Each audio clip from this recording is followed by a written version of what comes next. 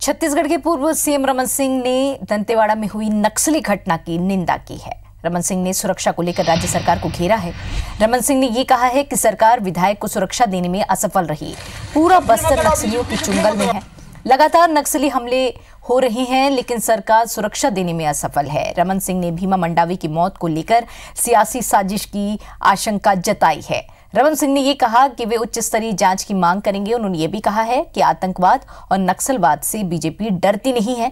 रमन सिंह ने बस्तर में भाजपा जनप्रतिनिधियों की सुरक्षा हटाने को लेकर भी सरकार को घेरा है। रमन सिंह ने ये तक कहा है कि कांग्रेस की गोली और बोली का असर दिखने लगा है। रमन सिंह के मुताबिक इस घटना पर बीजेपी मंथन करेगी। वे दंतेवाड़ा जाकर भीमा मंडावी के परिजनों से मिलेंगे और उन्हें ढाढ़स बंधाएंगे। और इधर छत्तीसगढ़ भाजपा प्रभारी अनिल जैन ने इस घटना की सीबीआई जांच करने की मांग की है। ये सरकार की इससे बड़ी असफलता क्या हो सकती है कि पूरा का पूरा बस्तर फिर से असुरक्षित हो गया है, फिर नक्सल के चंगुल में जकड़ चुका है। और ये घटना हमने भी 3 लोकसभा और 3 विधानसभा के चुनाव कराए, सुरक्षित चुनाव कराए, दबावपूर्वक कराए और अच्छे चुनाव हुए। एक चुनाव के आने के पहले ही कि कांग्रेस और कांग्रेस के लॉ एंड ऑर्डर की स्थिति प्रदेश में कितनी बुरी हो सकती है, पूरा प्रदेश कैसे जल रहा है और खासतौर से बस्तर में जो पीड़ा है, निश्चित रूप से ऐसे मुख्यमंत्री को अपने पद में रहने का अधिकार नहीं है, जो अपने विधायकों को सुरक्षित ना रख सके, अपनी जनता को सुरक्षित ना कर सके। कल थाने की घटना हुई, थाने में एक कार्यकर्ता को उनके प्रताड़ित करके इतना मारा गया कि थाने में उसकी मौत हो गई। हमारे बहुत ही प्रखर कार्यकर्ता वहाँ के विधायक भीमा मंडावी जी की मृत्यु हुई है, उनके ड्राइवर की भी मृत्यु हुई है। ये बहुत दुखद घटना है। सीबीआई जांच हो। जिस प्रकार से ये सरकार नक्सलियों से साठगांठ करके प्रदेश को के वातावरण को खराब कर रही है, इसकी जांच होनी चाहिए। ये सरकार आज अपने आप को ये तो खड़ा करे कि यहाँ के नक्सलियों के साथ खड़े हुए हैं, कि यहाँ के जवानों के साथ खड़े हुए हैं, कि छत्तीसगढ़ के जनता के साथ में है। जिस भाषा शैली का उपयोग कर रहे हैं, न तो स्पष्ट ये बता रहे हैं कि हम उनके विरोध में हैं कि हम उनके साथ में हैं, और इसी का फायदा नक्सली यहाँ पर उठा रहे हैं। कि चुनाव आयोग इस घटना को गंभीरता से ले और लगातार अभी जो घटनाएं हो रही हैं उन क्षेत्रों में, उसको लेते हुए जिस तिथि में अभी 11 को वोटिंग होना था, उसको आगे निर्धारित करे। जब तक लोग सुरक्षित नहीं रहेंगे तो मतदान तक केंद्र तक कैसे पहुंचेंगे।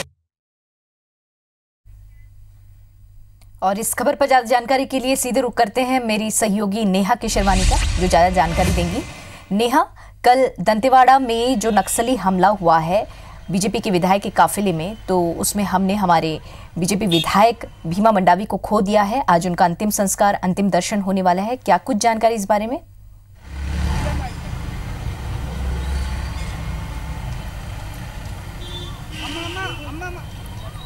जी बिल्कुल दीपिका, जिस तरीके से कल दंतेवाड़ा में नक्सली हमला हुआ है, उसके बाद से छत्तीसगढ़ ही नहीं बल्कि पूरे देश की नज़र इस तरफ है। और इसको लेकर के जो छत्तीसगढ़ के जितने भी मंत्री और नेताओं का दौरा आज उसी तरफ रहेगा। तो बात करते हैं हम अपने छत्तीसगढ़ के मुख्यमंत्री भूपेश बघेल की। तो आज वे दंतेवाड़ा जाएंगे।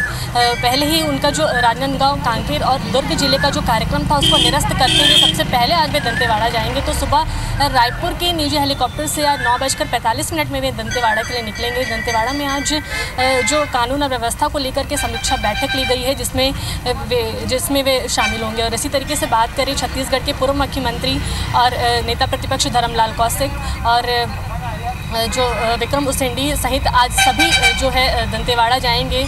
जिस तरीके से बीजेपी विधायक भीमा मंडावी शहीद हुए हैं, उनके आज उनके जो श्रद्धांजलि कार्यक्रम में शामिल होंगे। उसी तरीके से राजधानी समेत सभी बीजेपी कार्यालयों में आज श्रद्धांजलि कार्यक्रम रखा गया है, क्योंकि और जिसमें सभी जो छत्तीसगढ़ के नेता हैं, आला अधिकारी, ये सभी इसमें शामिल होंगे। और बात करें छत्तीसगढ़ के बस्तर की, तो कुछ ही घंटे का जो समय है वो रह गया है चुनाव को लेकर के। तो खास तौर से वहाँ पर जो सुरक्षा के इंतज़ाम है वो किए गए हैं। जिस तरीके से कल अचानक जो नक्सली हमला है उसके बाद से सुरक्षा के बल के इंतजाम और वहाँ पर बढ़ा दिए गए हैं। कड़ी व्यवस्था आज वहाँ पर की गई है और कुछ घंटों के बाद वहाँ पर जो मतदान है वो चालू हो जाएगा। जी